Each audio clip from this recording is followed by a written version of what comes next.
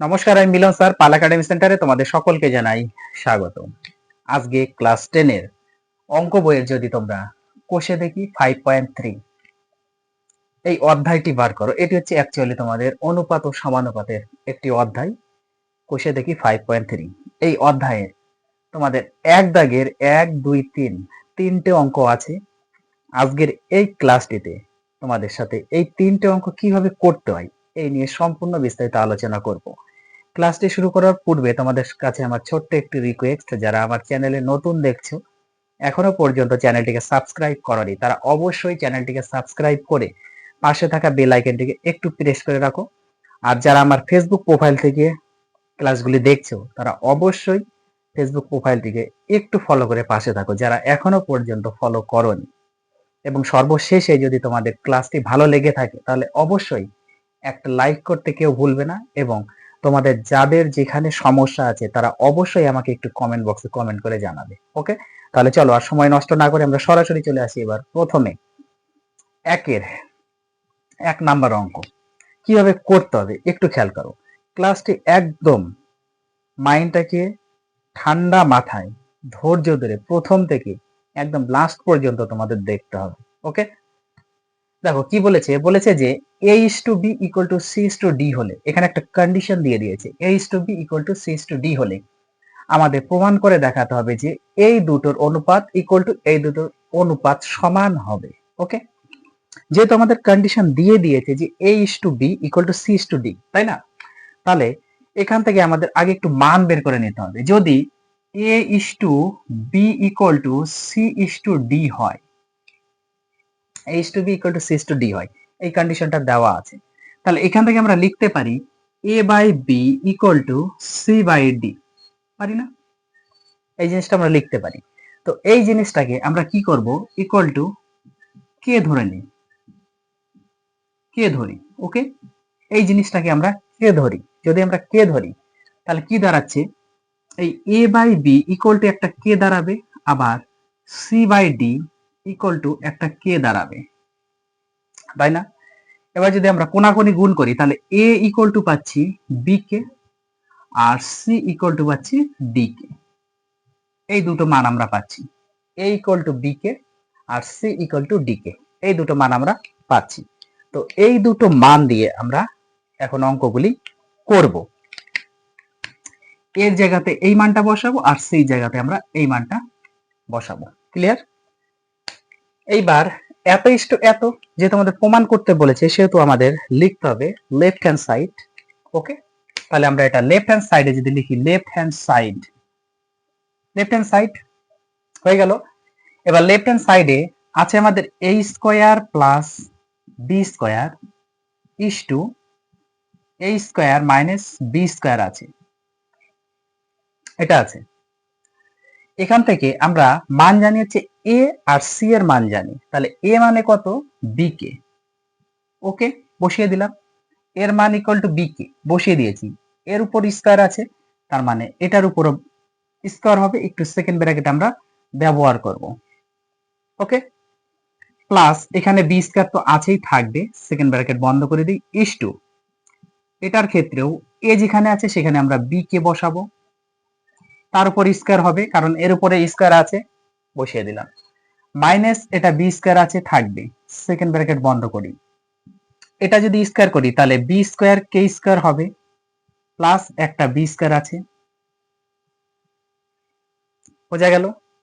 Is to এটা যদি করি, এটা বি স্কয়ার কে স্কয়ার হবে, আর মাইনাস বি স্কয়ার একটা আছে, বোঝা গেল?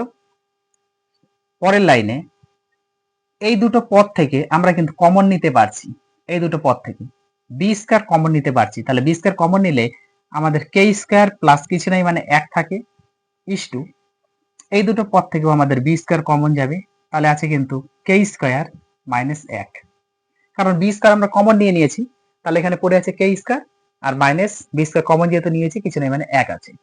এবার এই দুই সাইড থেকে কিন্তু আমাদের বি স্কয়ার কেটে যাচ্ছে, যেহেতু ইস টু আছে অবশ্যই কাটে, কেটে গেলে আমাদের কিন্তু আছে কে স্কয়ার প্লাস ওয়ান একটা, ইস টু আর একটা আছে কে স্কয়ার মাইনাস এক।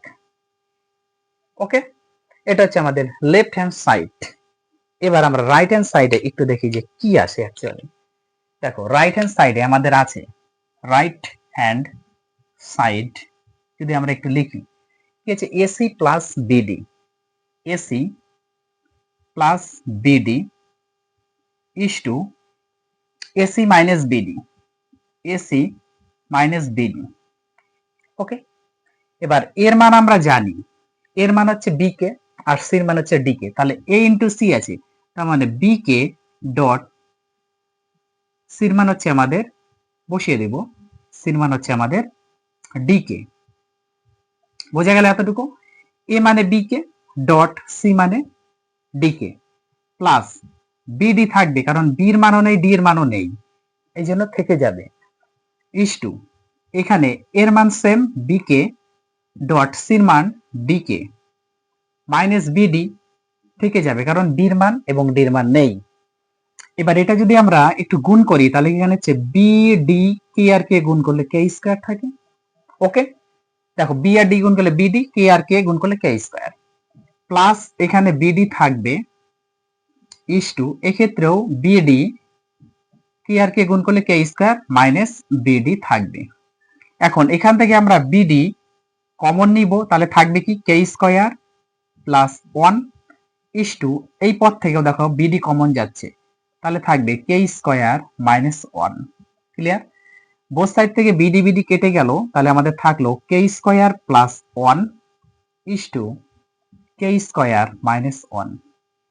অতএব আমাদের লেফট হ্যান্ড সাইডে K square plus one is to K square minus one, right hand সাইডে K square plus one is to K square minus one. তাহলে আমরা এখন এখান থেকে সরাসরি লিখে দিতে পারি যে অতএব, অতএব লেফট হ্যান্ড সাইড, তোমরা একটু নিচের লাইনে লিখবে, তোমরা একটু নিচের লাইনে লিখবে। Okay, left hand side equal to right hand side, এটা হচ্ছে প্রমাণিত। ক্লিয়ার? তাহলে এটা হচ্ছে তোমাদের আই নাম্বার অঙ্ক বা 1 নাম্বার অঙ্কের সমাধান। এবার বলো তোমাদের কাদের কোথাও এই অঙ্কটি বুঝতে সমস্যা আছে কি? যদি সমস্যা থাকে তাহলে অবশ্যই আমাকে একটু জানাও। কারো সমস্যা আছে তোমাদের? সমস্যা নেই, তাই তো? ক্লিয়ার? ওকে, চলো এবার আসবো আমরা 2 নাম্বার অঙ্কে।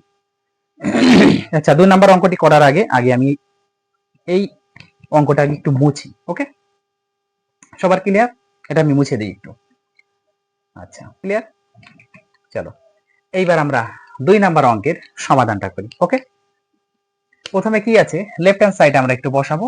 লেফট হ্যান্ড সাইড থেকে গেল কি আছে, a square plus A B plus B square থাকবে, ইস্টু দিয়ে আরেকটা দেওয়া আছে a square minus A B plus B square, এই দুটো পদ দেওয়া আছে। তাহলে এ মানে আমরা বসিয়ে দিই, এই মানে হচ্ছে আমাদের বি কে, তার স্কয়ার প্লাস এ মানে হচ্ছে বি কে, আবার বসাবো এর মান ডট বি কে, বি তো নেই তাহলে বি থেকে যাবে, প্লাস এখানে বি স্কয়ারটাও থেকে যাবে। তাহলে একটু সেকেন্ড ব্র্যাকেট আমরা দিই, ভালো হবে, ইস টু এখানে সেকেন্ড ব্র্যাকেট দিই, এ মানে হচ্ছে বি কে, তার স্কয়ার বসাতে হবে, মাইনাস এ মানে হচ্ছে বি কে, তার সাথে আমাদের বিটা থেকে যাবে, প্লাস বি স্কয়ারটাও থেকে যাবে। ক্লিয়ার? কারণ বি এর মান তো নেই, সেই জন্য আমাদের থেকে গেল। এবার এটা যদি আমরা স্কয়ারটা করি, এখন ব্র্যাকেটটা যদি উঠিয়ে দিই ফার্স্ট ব্র্যাকেট, তাহলে হচ্ছে বি স্কয়ার কে স্কয়ার হয়, প্লাস এখানে বি আর বি গুণ করলে বি স্কয়ার একটা কে হবে, এই দেখো বি বি গুণ করলে বি স্কয়ার। ওকে, তার সাথে একটা কে আছে, আর এখানে প্লাস বি স্কয়ার আছে, হয়ে গেল ইস টু পরের লাইনে এটাতে আমাদের বি স্কয়ার কে স্কয়ার হবে, ফার্স্ট ব্র্যাকেট উঠে গেলে, মাইনাস বি আর বি গুণ করলে বি স্কয়ার, তার সাথে একটা কে আছে, প্লাস বি স্কয়ার। ক্লিয়ার? এই সবকটা পদের মধ্যে আমাদের বি স্কয়ার কমন যাবে, তাহলে থাকছে কে স্কয়ার প্লাস কে, কিছু নেই মানে একটা এক থাকবে, যেহেতু বি স্কয়ার আমরা কমন নিয়েছি তাহলে বি স্কয়ার জায়গাতে কিছু নেই মানে এক আছে, ইস টু এই সম্পূর্ণ পদ থেকে এটারও বি স্কয়ার কমন যাবে, তাহলে থাকবে K square minus K plus কিছু নেই মানে এক আছে, কারণ বি স্কয়ার তো কমন নিয়ে নিয়েছি, তাহলে এই যে বি স্কয়ার কেটে গেল, তাহলে আমাদের পড়ে থাকলো K square plus K plus one is to এখানেও K square minus K plus one. এটা হচ্ছে আমাদের লেফট হ্যান্ড সাইড। ক্লিয়ার? এবার আসি আমরা রাইট হ্যান্ড সাইডে, দেখো কি দাঁড়াচ্ছে রাইট হ্যান্ড সাইড। ওকে, দেখো রাইট হ্যান্ড সাইড, এতটুকু কোনো সমস্যা নেই তোমাদের, সবার ক্লিয়ার, সবাই দেখতে পাচ্ছ? ওকে, চলো এবার আসি আমরা পরের পদটা। দেখো আমরা একটু বসিয়ে নিই, কি হচ্ছে C square plus CD plus D square is to C square minus CD plus D square. এই হচ্ছে আমাদের রাইট হ্যান্ড সাইড। ওকে, এবার আমরা তো সি এর মান জানি, সি এর মান হচ্ছে ডি কে, তাহলে যেখানে আছে সেখানে আমরা ডি কে বসাবো।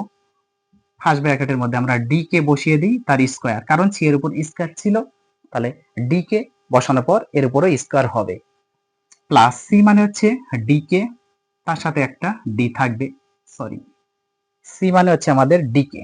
ওকে, সি মানে হচ্ছে আমাদের ডি কে, সি মানে হচ্ছে আমাদের ডি কে, তাহলে সি এর ভ্যালু হচ্ছে ডি কে বসিয়ে দিলাম, তার সাথে একটা ডি আছে, আর প্লাস লাস্টে ডি স্কোয়ার তো আছেই, হয়ে গেল। ইস টু, এক্ষেত্রেও আমরা করব সি মানে হচ্ছে ডি কে তার স্কোয়ার মাইনাস সি মানে হচ্ছে ডি কে, আর একটা ডি তো এর সাথে আছেই, সরি বারবার ভুল হচ্ছে কেন, সি মানে হচ্ছে ডি কে, সি মানে হচ্ছে ডি কে। ওকে, সি মানে হচ্ছে ডি কে, তার সাথে আর একটা কে থাকবে, বোঝা যাচ্ছে তো, কারণ সি মানে হচ্ছে ডি কে, এই যে সি মান ডি কে বসিয়ে দিলাম, তার সাথে একটা ডি আছে, এটা হচ্ছে আমাদের থাকবে, এটা কি হবে না, এটা হচ্ছে ডি হবে। ওকে, দেখো সি মানে ডি কে বসিয়ে দিলাম, তার সাথে একটা ডি ছিল, থেকে গেল, ক্লিয়ার। এই জায়গাটা মানে এই জায়গাগুলোতে যেন ভুল না হয়, প্লাস আর একটা ডি স্কয়ার আছে থাকবে, ক্লিয়ার। পরের লাইনে দেখো, এই ফার্স্ট ব্র্যাকেটটা যদি আমরা উঠিয়ে দিই তাহলে কি এসে দাঁড়াচ্ছে, ডি স্কয়ার কে স্কয়ার এসে দাঁড়াচ্ছে। ওকে, প্লাস ডি আর ডি গুণ করলে ডি স্কয়ার, তার সাথে একটা কি আছে, প্লাস লাস্টে তো একটা ডি স্কয়ার আছেই। ওকে, ইস টু, এটার ক্ষেত্রেও সেম, ডি স্কয়ার কে স্কয়ার হবে, কারণ এই ব্র্যাকেটটা যদি উঠে যায় তাহলে উপরে ডি স্কয়ার কে স্কয়ার থাকবে, মাইনাস ডি আর ডি গুণ করলে ডি স্কয়ার, তার সাথে একটা কে আছে, প্লাস লাস্টে একটা ডি স্কয়ার আছে। ওকে, পরের লাইনে দেখো, এই প্রত্যেকটি পদের মধ্যে ডি স্কয়ার অবশ্যই কমন যাবে, তাহলে পরে থাকবে আমাদের কে square plus K plus one, কারণ ডি স্কয়ার কমন নিয়ে নিয়েছি, কিছু নাই মানে এক আছে। ইস টু, এটার ক্ষেত্রেও আমরা যদি একটু কমন নিই, বাইরে যদি আমরা একটু কমন নিই, তাহলে এই ক্ষেত্রেও আমাদের ডি স্কয়ার কিন্তু কমন যাচ্ছে, তাহলে পড়ে থাকছে আমাদের কে square minus K plus one, কিছু নেই মানে ওয়ান আছে, কারণ ডি স্কয়ার আমরা কমন নিয়ে নিয়েছি, তাহলে ডি স্কয়ার কেটে যাচ্ছে, পড়ে থাকলো আমাদের কে square plus K plus one এই পদে, ইস টু এই পদে পড়ে আছে কে square minus K plus one.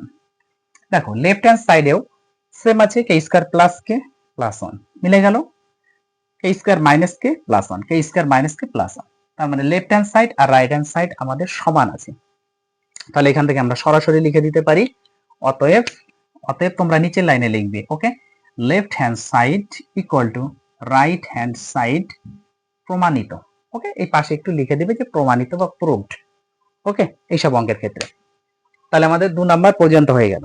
2 number নিয়ে কোনো সমস্যা, কারো অসুবিধা আছে, কারো বুঝতে কোনো সমস্যা নেই।